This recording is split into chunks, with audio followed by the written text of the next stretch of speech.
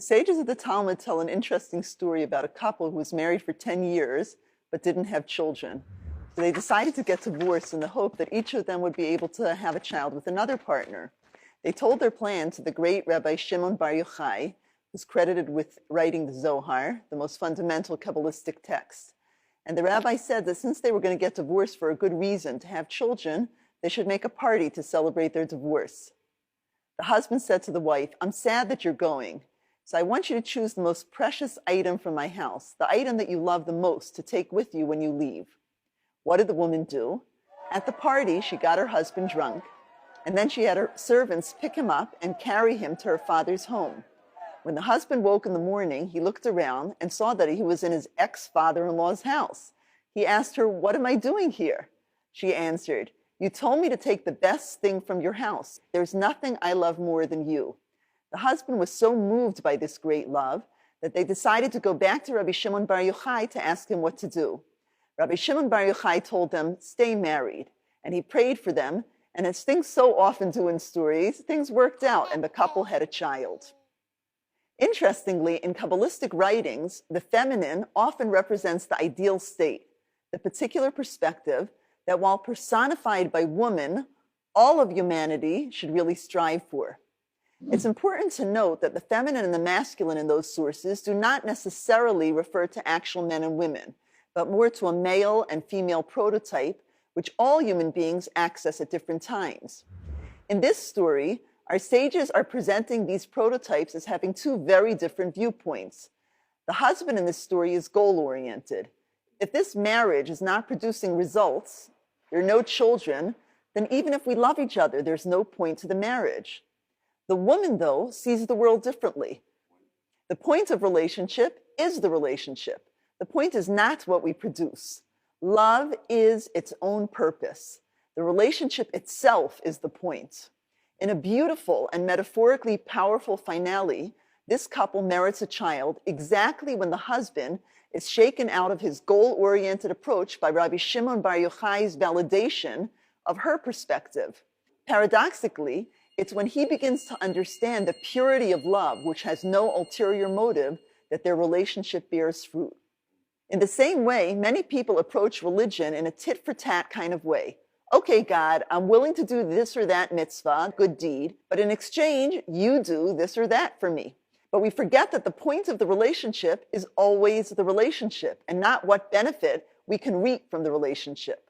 The point of any godly action that we do, the point of any mitzvah, is to become closer to God, not to be rewarded, but to be in a relationship with God. The ultimate goal of all the mitzvot, the sources tell us, is anegel Hashem, to revel in the joy of relationship with God.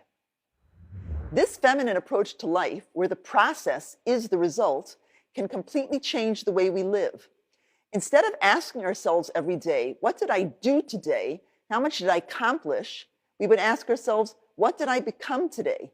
How did my actions bring me closer to my ultimate goal? How much more godly did I become today?" In Western culture, which resonates with the masculine voice, we allow ourselves to be pulled into a vortex of whirling action. We conjure up signposts of success along the journey to make us feel that we have arrived. Graduation, degree, job, car, house, marriage, kids.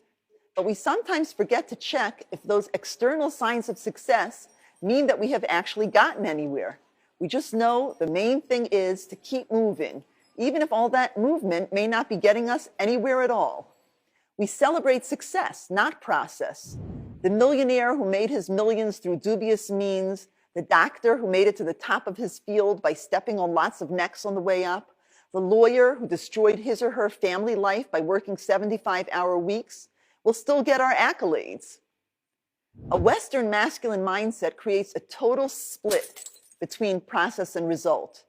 If you tried and did not succeed, your efforts are worthless. You don't get into college on the basis of your having studied for hours for the entrance exam. And conversely, if you pass the exam with flying colors, even though that has nothing to do with your own efforts, let's say you were born brilliant, we'll still laud you for your accomplishments. Pregnancy is a perfect metaphor for this feminine force, where every moment of the process is the result. While we can instant message our documents and zap our food in the microwave, in the meanwhile, there's no way to have an instant baby. Pregnancy is a process. Creating life isn't just a nice theoretical idea for a woman where one can pontificate on the value of a child who will carry on my name. It's an actual minute-by-minute creation involving varicose veins and heartburn. A woman doesn't do pregnant, she is pregnant. While pregnancy is biologically female, one also sees this dynamic clearly in what has traditionally been labeled woman's work. Childcare and keeping house can often feel like building sandcastles in front of a tidal wave. An hour after a delicious meal, everyone is hungry again. The bottom of the laundry hamper is an incredibly rare sight. If the person doing this work, and today thankfully that's just as likely to be man, is goal-oriented, it's extremely frustrating. Unless we remember that feminine voice, which insists that the question is less about, did you get the kids into bed, but how did you get them into bed? Less about how much cooking did you do, and more about what kind of energy and atmosphere was served up with the soup. This feminine perspective is a gift that, once deeply understood, can be projected onto any situation by men and by women.